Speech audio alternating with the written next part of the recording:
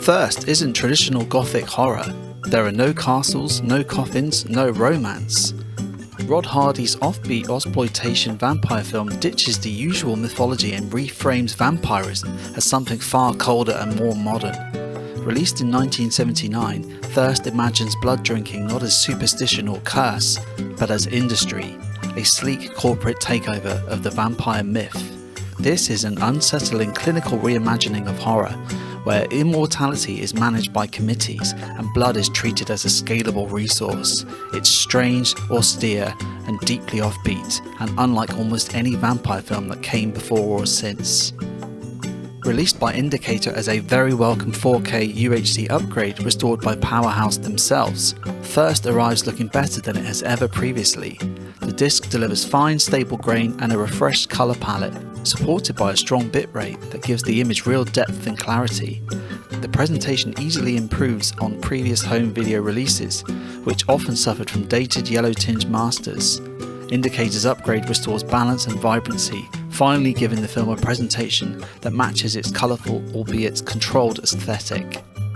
Thirst treats vampirism as science rather than as supernatural.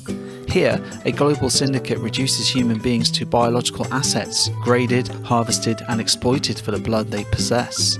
Fangs are replaced by needles, gothic rituals give way to boardroom strategy. If you're looking for jump scares or gothic theatrics, look elsewhere.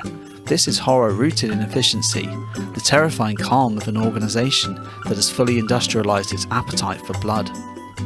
The story follows Kate Davis, a woman abducted and informed that she is the biological heir to the 16th century murderer Countess Elizabeth Bathory. Kate becomes the crown jewel of the Brotherhood, a cult of elite executives seeking to scale their operation globally.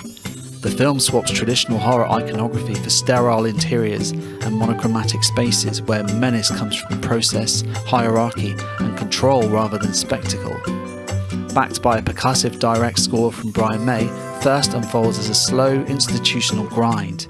Chantal Contouri carries the film convincingly as Kate, playing her as conflicted and resistant to her inherent role. David Hemmings and Henry Silver provide the film's cold authority, portraying the so-called vampires not as monsters, but as ruthless corporate power brokers.